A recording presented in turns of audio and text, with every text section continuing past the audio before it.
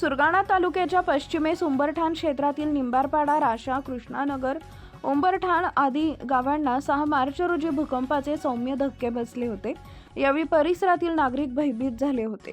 या भूकंपाची नोंद मेरी नाशिक येथील भूकंप मापक केंद्रात 6 मार्च रोजी 9:59 2.3 रिश्टर स्केल इतकी झाली होती।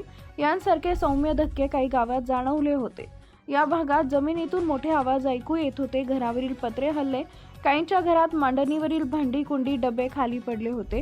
तर उंबरठाण इथं सौम्य धक्के बसल्यानं जमीन हादरल्यानं अनेक जण घरातून बाहेर पडले होते।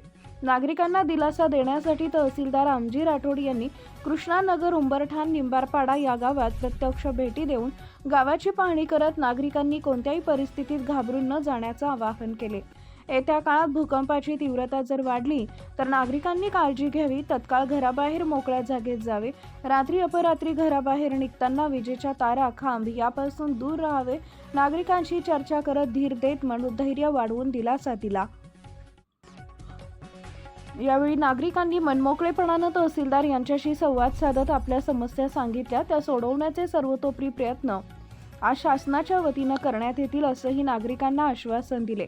यावेळी समवेत आदिवासी संघटनेचे कार्यकर्ते रतन चौधरी, सामाजिक कार्यकर्ते माधव पवार, मोहनाबाई गायकवाड, कृष्णानगर येथील बळवंत अलबाड, मोहन खांडवी, किसन चौधरी, सित्रा खांडवी, नारायण अलबाड, लीलाबाई चौधरी, भोरीबाई चौधरी, रेश्मा चौधरी, अशोक खांडवी, कृष्णा चौधरी, मालती भोये, मनोहर केंगा आदी उपस्थित होते।